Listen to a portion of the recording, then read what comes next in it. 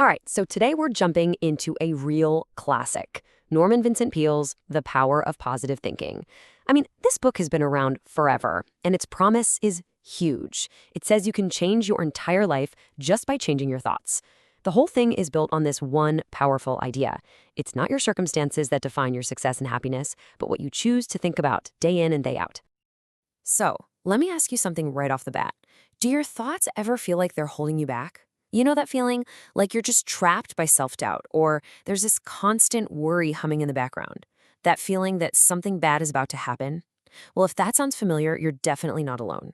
And the big message from Paler is that this is not just how things have to be. And this quote, man, it just nails the whole idea. You can think your way to failure and misery, but you can also think your way to success and happiness. What Peale is saying here is that our thoughts aren't just, things floating around in our heads. They're active. They're like little engines that are constantly building the world around us.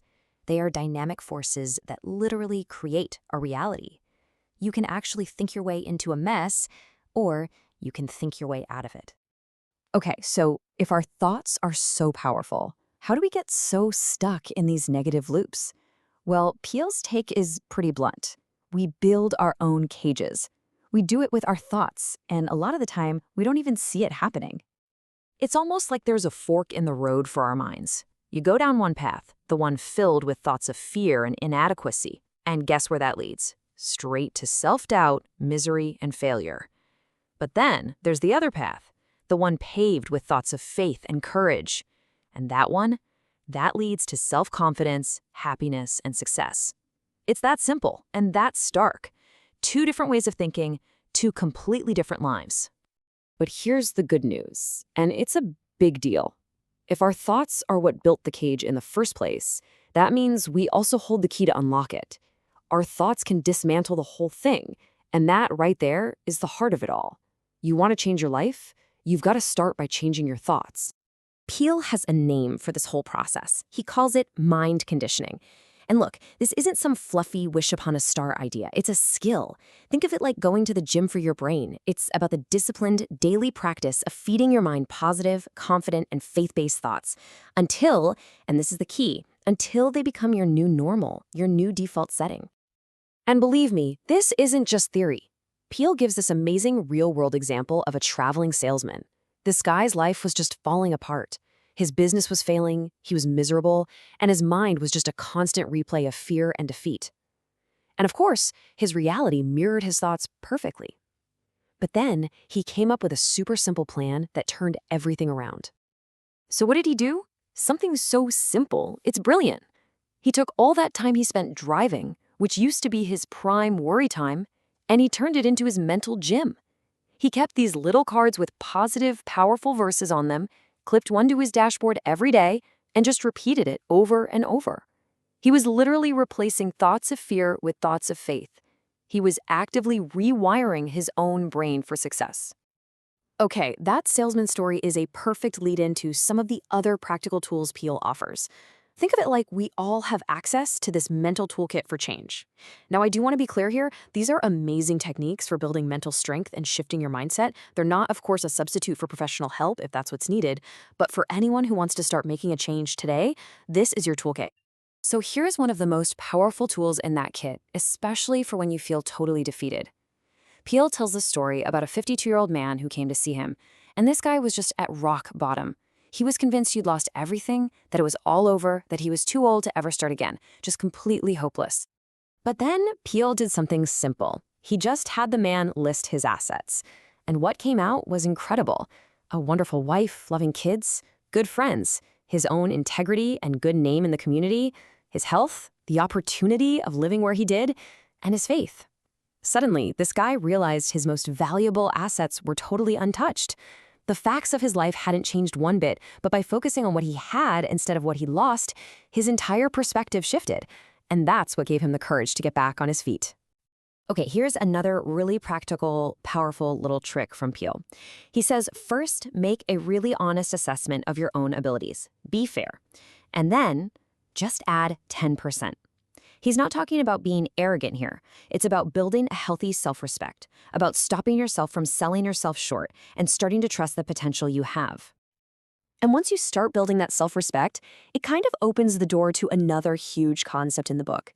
This is a specific formula for taking an idea and making it real. It's a mix of powerful visualization and what he calls prayer power to hit real, tangible goals. So get this. He tells a story about a magazine that was on the brink of collapse. They were failing. They absolutely needed to get 100,000 new subscribers or they were done. The advice they got? Stop focusing on the subscribers you don't have and start seeing the ones you want. And this quote says it all. The minute you can see them, image and visualize them in your mind, you already have them. The idea is that the mental creation has to come first. And the formula he gave them is so catchy, you won't forget it. Prayize, pictureize, and actualize. It's a 3-step process. First, prayize. You talk over the problem with God, like a partner. Simple, direct. Second, pictureize. You create a super clear mental image of what success looks like. See it, feel it. And third, actualize.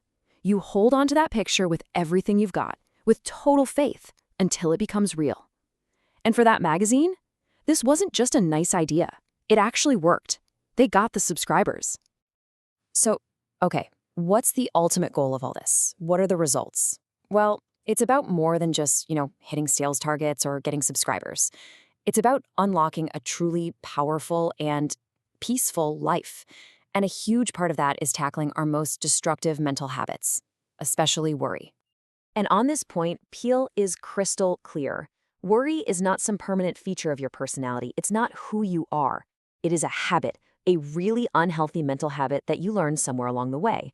And the best part about a habit, you can unlearn it. You have the power to literally kick it out of your mind and fill that space with faith instead.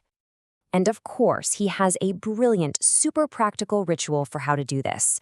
He talks about this man he met who had this little ceremony at the end of every single day. He'd go to his calendar, tear off the page for the day that just ended, roll it into a little ball, and drop it in the wastebasket. Then he'd say a prayer, handing the whole day over, the good, the bad, all of it. He was physically and mentally finishing the day, so the worries from yesterday couldn't spill over and ruin today. How smart is that? When you put all these pieces together, it leads to this one huge realization about happiness itself. Happiness isn't something that just happens to you when everything goes right. It's not a result of your circumstances. It's a choice, a conscious decision you get to make every single day. And if you want a simple way to put that choice into practice, he offers this little tool. First thing in the morning, before anything else, say this out loud. This is the day which the Lord hath made. I will rejoice and be glad in it. You're basically deciding ahead of time how your day is going to go. You're setting the intention to be happy and grateful before your feet even hit the floor. So in the end, this is so much more than just a cool theory. It's really a call to action. The power to completely transform your life is already inside you. It's in your ability to choose your thoughts, and you can start right now. So I'll just leave you with this one question to think about. What one thought will you choose to change starting today?